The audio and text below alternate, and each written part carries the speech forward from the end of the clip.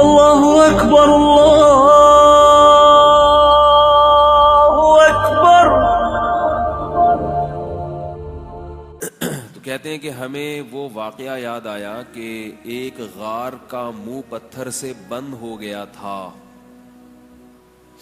غار کا منہ پتھر سے بند ہو گیا تھا، مشہور واقعہ ہے نا۔ تین آدمی غار کے اندر پھنس گئے۔ جب تینوں غار کے اندر پھنس گئے، نہ ہوا کا راستہ نہ روشنی کا راستہ، موت یقینی ہے کیونکہ آواز بھی باہر نہیں جائے گی ان کی، جب چیخیں گے پکاریں گے تو کون سنے گا بیابان میں، اور ویسے بھی جب غار کے منہ پر کوئی پتھر بڑا گر جائے تو آواز کہاں سے باہر جائے گی۔ تو اب ان تینوں کو اپنی موت یقینی نظر آنے لگی، اور موت بھی ایسی کہ بھوکے پیاسے تڑپ تڑپ کے مر جانا، آسان موت نہیں ہے۔ نبی صلی اللہ علیہ وسلم نے ارشاد فرمایا کہ ان تینوں نے پھر اللہ سے دعا مانگی۔ تینوں نے کہا کہ بھائی ہم نے زندگی میں کوئی ایسا عمل کیا ہو جو صرف اللہ کی خاطر ہو، اور وہ بڑا عمل ہو، تو اللہ کے سامنے وہ عمل رکھ کر اللہ کو اس عمل کا واسطہ دے کے دعا مانگتے ہیں۔ بعض دفعہ ہم کوئی نیکی کرتے ہیں جو ہمیں خود احساس ہوتا ہے کہ یہ اللہ نے ہم سے بہت اچھا کام کروا لیا، اور بعض دفعہ نہیں بھی کرتے۔ تو تینوں نے دعا مانگی۔ پہلے نے ہاتھ اٹھا کے دعا مانگی کہ اے اللہ، کانت ابنت عم لی وکنت احبها کاشد ما یحب الرجال النساء، اے اللہ میرے چچا کی بیٹی تھی، میں اس پہ عاشق تھا بہت زیادہ، اور زنا کرنا چاہتا تھا، بدکاری کرنا چاہتا تھا، لیکن وہ قدرت نہیں دیتی تھی، یہاں تک کہ قحط پڑ گیا، میرے پاس مال تھا، تو وہ قحط سے متاثر ہو کر، بھوک اور پیاس سے متاثر ہو کر میرے پاس کچھ راشن لینے کے لیے آئی۔ میں نے اس سے کہا کہ میں اس شرط پر تمہاری اس حاجت کو پورا کروں گا کہ تم میری خواہش کو پورا کرو۔ مجبور تھی، بھوکی مر جاتی، اور اس پر ایک شیطان سوار تھا،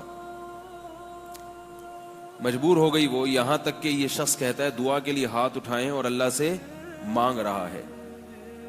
اللہ سے جو ہے نا مانگنا سیکھنا چاہیے انسان۔ یہاں تک کہ جب مکمل قدرت ہو گئی زنا کرنے کی، کوئی رکاوٹ نہیں ہے، کوئی دیکھنے والا نہیں ہے، اور ہے بھی معشوقہ اپنی محبوبہ، تو اس لڑکی نے صرف ایک بات کہی، اتق اللہ ولا تفض الخاتم الا بحقہ، کہ اللہ سے ڈر، میں تو مجبور ہوں، بھوکی مر جاؤں گی، تو مجبور نہیں ہے، اس کا تجھے قیامت کے دن اللہ کے سامنے حساب دینا ہے۔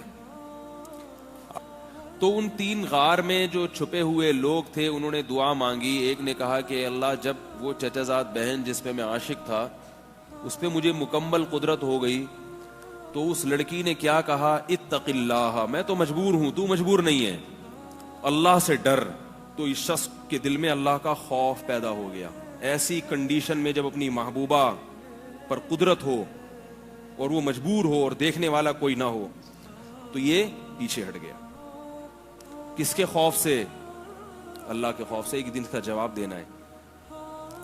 تو اب دعا مانگ رہا ہے، اللہم ان کنت فعلت ھذا ابتغاء وجہک فاکشف عنا ما نحن فیہ، اے اللہ اگر میں نے یہ کام تجھے راضی کرنے کے لیے کیا تھا، ظاہر ہے اللہ کے علاوہ یہ کام کسی اور کو خوش کرنے کے لیے نہیں ہو سکتا، کوئی دیکھنے والا نہیں ہے، اگر اللہ تیری رضا تھی تو آج جس مصیبت میں میں مبتلا ہوں اس مصیبت کو مجھ سے دور کر دے۔ غار کا دروازہ تھوڑا سا سرک گیا۔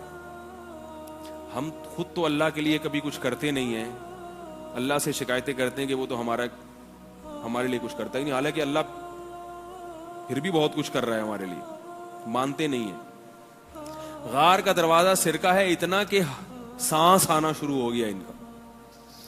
دوسرے نے دعا مانگی, اے اللہ میرے پاس ایک شخص آیا, مزدور تھا, دہاڑی بنتی تھی, شام کو جب دہاڑی دینے کا وقت آیا میرا اس سے جھگڑا ہو گیا, وہ دہاڑی لیے بغیر واپس چلا گیا. تو وہ جو اس کی اجرت تھی وہ میں نے الگ کر کے کاروبار میں لگا دی, گائے بھینسیں بکریاں خرید لی.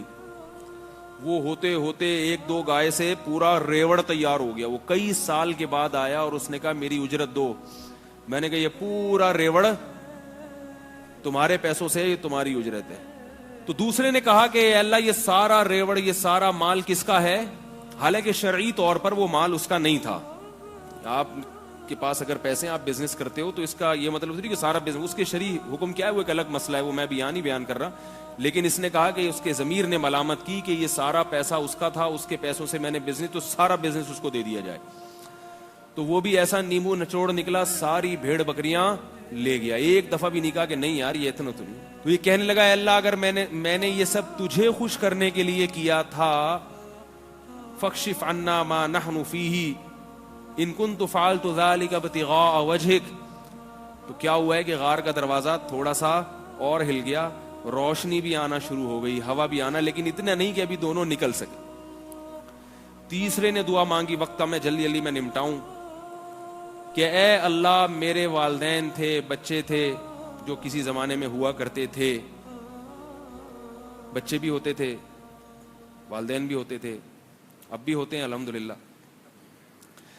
تو میں بکریاں چرانے جایا کرتا تھا, تو شام کو جب گھر آتا تو بکریوں کا دودھ نکال کے اپنے والدین کو پہلے پلاتا اور اس کے بعد بچوں کو پلاتا. پہلے ابا, پھر اماں, اور اس کے بعد بچے. اس دن میں لیٹ ہو گیا, آیا تو دیکھا والدین سو چکے ہیں, بچے جاگ رہے ہیں. مجھے اس بات سے شرم آئی کہ میں اپنے بچوں کو اپنے والدین پر ترجیح دوں. تو خیر وہ اس نے کیا کہا, اس نے کہا کہ اے اللہ میں نے اپنے والدین, وہ میرے بچے آئے کہ ہمیں چاہیے دودھ, میں نے کہا کہ میں اگر والدین کو جگاؤں گا تو نیند خراب ہوگی, اور اگر اپنی اولاد کو پہلے پلا دوں گا تو یہ میرا معمول نہیں ہے کہ اپنی اولاد کو اپنے والدین پر ترجیح دوں. ساری رات پیالہ لے کے ان کے سر کے کنارے کھڑا رہا ہوں کہ خود ہی آنکھ کھلے گی تو مانگیں گے اور میں ان کو پیش کروں گا. اور بچے میرے پاؤں میں رو رہے ہیں, یہاں تک کہ فجر ہو گئی, صبح کا وقت ہو گیا, فجر کا ٹائم ہو گیا, والدین کی آنکھ کھلی اور میں نے ان کو دودھ پلایا, پھر وہ بچا ہوا بچوں کو پلایا. اللہم ان کنت فعلت ذلک ابتغاء وجہک, اے اللہ اگر یہ میں نے تجھے خوش کرنے کے لیے کیا ہے, فاکشف عنا ما نحن فیہ, جس مصیبت میں مبتلا ہوں اے اللہ تو ہمیں اس مصیبت سے نجات دے دے. حدیث میں آتا ہے کہ وہ غار کا جو پتھر تھا وہ لڑکا, فخرجوا ينطلقون او كما قال صلی اللہ علیہ وسلم, سب آرام سے نکل گئے. کتنی بڑی مصیبت سے اللہ نے بچا لی. جیسے اللہ دنیا کی مصیبتوں سے بچاتا ہے, آخرت میں اس سے بھی بڑی بڑی مصیبتوں سے اللہ تعالیٰ تقوی پر بچائے گا. اللہ اکبر اللہ